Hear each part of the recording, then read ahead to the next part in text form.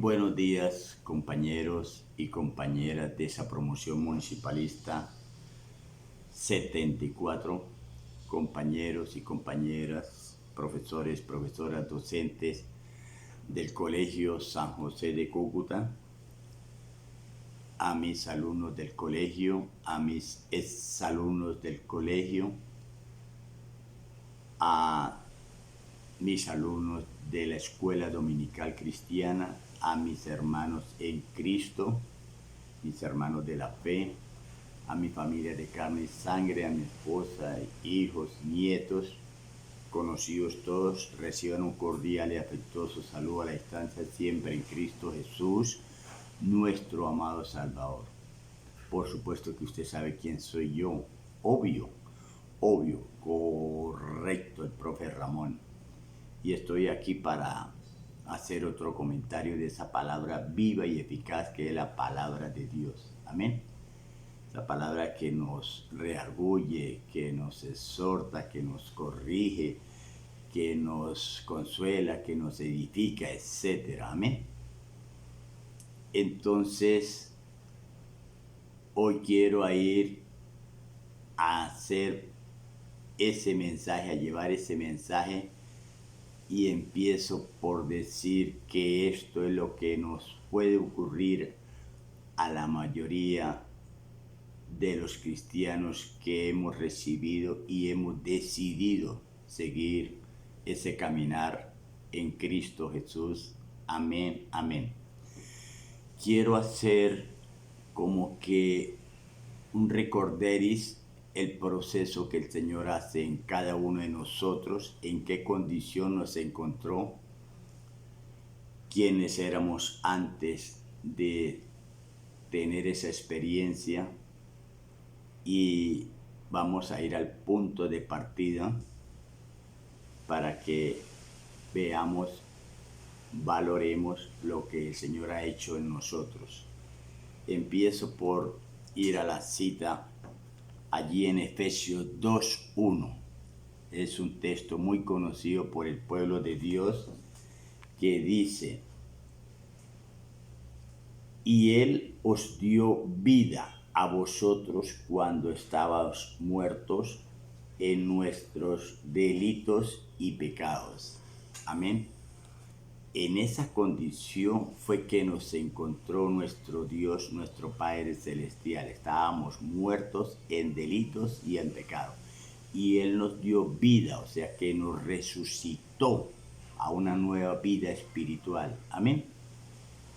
Pero estos son experiencias personales, íntimas, a base de esa comunión, a base de esa relación, a base de esa intimidad con nuestro Padre Celestial. Amén. Entonces, por allá en Romanos 3:11 dice que no hay quien haga lo bueno, todos se desviaron, todos hicieron lo malo, etc. Porque esa es la condición natural del ser humano. Tenemos esa naturaleza pecaminosa tipo Adán, y lo que el Señor hace en nuestro proceso es llevarnos a ser participantes de esa naturaleza divina que es en Cristo Jesús. Amén. Ese proceso comienza cuando nosotros recibimos y creemos que Dios es nuestro Padre Celestial. Entonces dice por allá en Juan 1:12, y todos los que le recibieron y creyeron, ahí está la condición, recibirlo y creer, les dio la potestad de ser hijos de Dios. O sea, nos lleva del caminar de ese hombre Adán a llevarnos a Cristo Jesús. Amén. Y el que hace toda la obra en nosotros es el Señor, porque Él que comenzó la buena obra la perfeccionará hasta la venida de Cristo. Él coloca en nosotros el querer como el hacer por su buena voluntad. Amén. Entonces, el transitar, el caminar en Cristo Jesús tiene unas diferencias en cada uno de nosotros. Amén. Porque Él sabe que todos somos diferentes, Él nos hizo así, únicos e irrepetibles. Él comienza a que busquemos de esa palabra, o sea, nos va aumentando la fe. ¿Y cómo se aumenta la fe? El oír la palabra. Cuando nosotros oímos la palabra, la fe va aumentando, porque la fe viene por el oír la palabra de Dios. Cuando ya la persona, vamos a suponer que ya el Señor lo limpió, lo colocó en lugares de privilegio, entonces ya él siente un cambio, ya está con la paz de Dios que sobrepasa todo entendimiento, tiene el gozo del Señor que es nuestra fortaleza, tiene nueva vida, tiene un bienestar ya. Pero de repente esa persona o nosotros podemos llegar a enfriarnos cuando hacemos oraciones mecánicas, rituales, oraciones de paso, oraciones frías.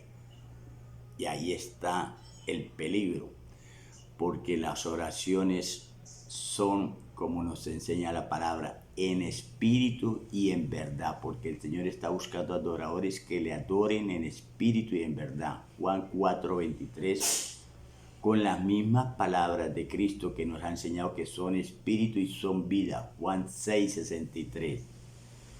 Lo que quiero decir que la oración es en el espíritu, porque nosotros somos un ser espiritual que tenemos un alma y tenemos un cuerpo, de adentro hacia afuera, espíritu, alma y cuerpo. Pero el peligro está en hacer aquellas oraciones, repito, mecánicas, rituales y almáticas, es decir, que proceden del alma, a base de las emociones, de los sentimientos, de lo que vemos, de lo que sentimos, los sentidos, etcétera, etcétera, y de nuestra manera de pensar, de nuestra mente. Todo eso es lo que conforma el alma. Si nosotros hacemos oraciones almáticas, podemos llegar a meternos en esas emociones, creyendo tener experiencias con el Espíritu Santo. Pero al tener experiencia del Espíritu Santo, sí debemos tener esas emociones, porque es una paz y un gozo. Me explico. No todos los que tienen emociones es porque están llenos del Espíritu Santo, pero aquella persona que está llena del Espíritu Santo, por supuesto que debe tener esa clase de emociones. ¿Por qué? Porque simplemente somos humanos y son experiencias muy gratificantes. Llorar en la presencia de Dios es lo más hermoso que le puede pasar al ser humano, porque el mundo nos enseñó a llorar, pero ese lloro es producto del pecado, lloro de odio, de rabia, de ira, de enojo, de impotencia, etc. Pero este lloro en la presencia del Señor nuestro Padre nos trae paz, gozo, bendiciones. Es algo que no se puede explicar, solamente aquellos que hemos tenido esa experiencia de llorar en la presencia del Señor. Amén. Por lo tanto, este transitar cristiano, podemos tener ese desbalance si nos descuidamos en la oración, al hacer oraciones rituales, repito, mecánicas, dogmáticas, etc. Oraciones frías, cortas, y de una oración fría caemos en un enfriamiento espiritual. Y cuando estamos en ese enfriamiento espiritual, obviamente aparece el pecado. Ya aparece el pecado, que es el arma que Satanás tiene. La paga del pecado es muerte. ¿Por porque Satanás vino a robar, a matar y a destruir los sueños, los proyectos, los anhelos, la familia, el hogar, etc. Ese pecado es terrible porque no solamente afecta a la persona, sino afecta al entorno familiar. Amén. Vamos a suponer que en una familia haya un borracho que bota la plata, trae pleitos, odios, iras, no hay nada que comer. Eso es un hogar, eso es un infierno. Amén. Por eso el pecado es coletazos para toda la familia, deja marcas imborrables. Después de que el pecado ya tomó posesión, trae unas consecuencias terribles, repito. Y esas consecuencias son peligrosas porque la persona ya está en ese ambiente pecaminoso, ya tiene una muerte espiritual, puede tener una muerte física y una muerte eterna si muere en esa condición pecaminosa. Por eso, de las consecuencias, vamos al arrepentimiento.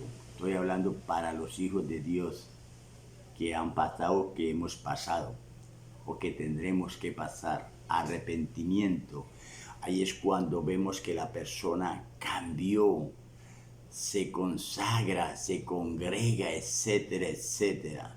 Y eso es bueno, pero no nos dejamos de preguntar qué le estará pasando. Amén, esos cambios. Así como cuando está en el pecado se ausentó de la iglesia, así cuando está en el arrepentimiento está allí.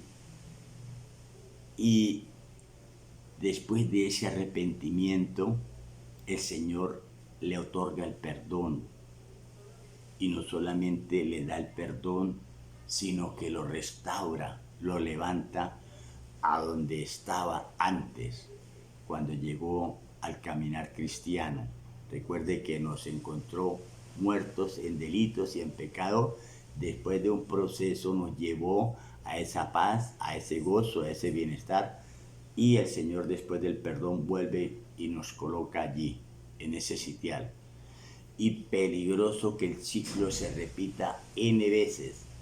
Estamos en paz, en gozo, en bienestar, nos enfriamos, hacemos oraciones frías, entonces cometemos pecado. Al cometer pecado, entonces traemos la paga del pecado, trae unas consecuencias, las consecuencias terribles, funestas. Luego nos arrepentimos y el Señor nos otorga el perdón y nuevamente nos coloca en sitiales de privilegio. Y ese círculo vicioso es peligroso y eso es falta de madurez, porque posiblemente esa persona se está moviendo en un ambiente religioso y no en un ambiente espiritual, en la persona del Espíritu Santo. Amén. Entonces ahí está la gran diferencia entre ser un cristiano religioso y ser un cristiano espiritual, en la persona del Espíritu Santo. Amén.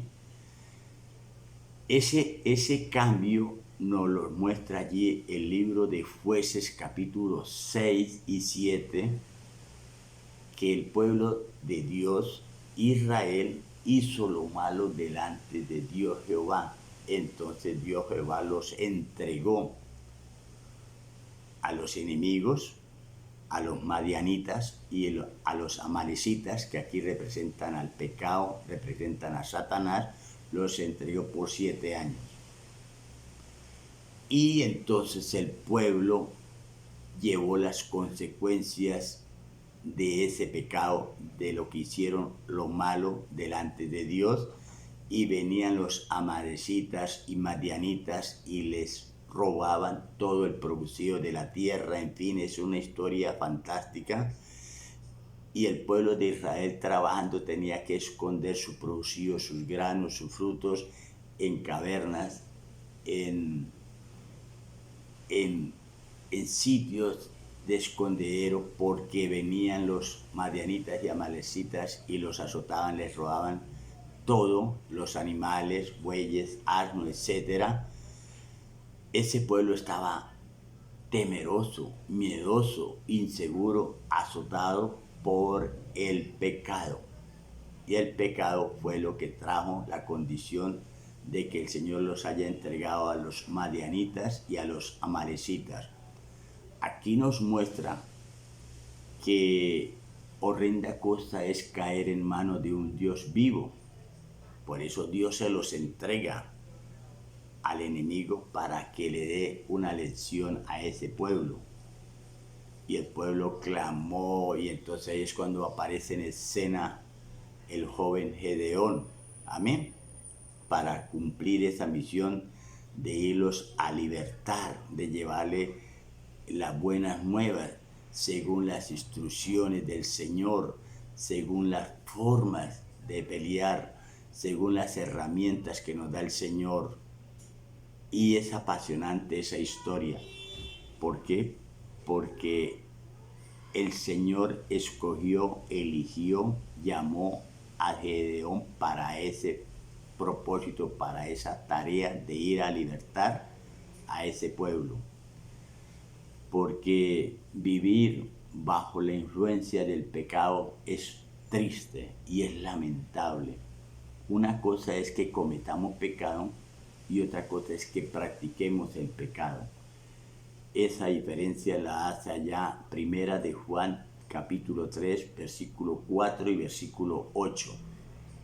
Una cosa es cometer y otra cosa es practicar el pecado. En todo caso,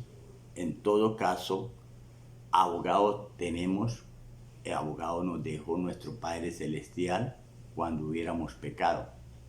Dice por allá en Primera de Juan 2:1, si alguno hubiere pecado, abogado tenemos para con nuestro Padre Celestial, a mi Señor Jesucristo.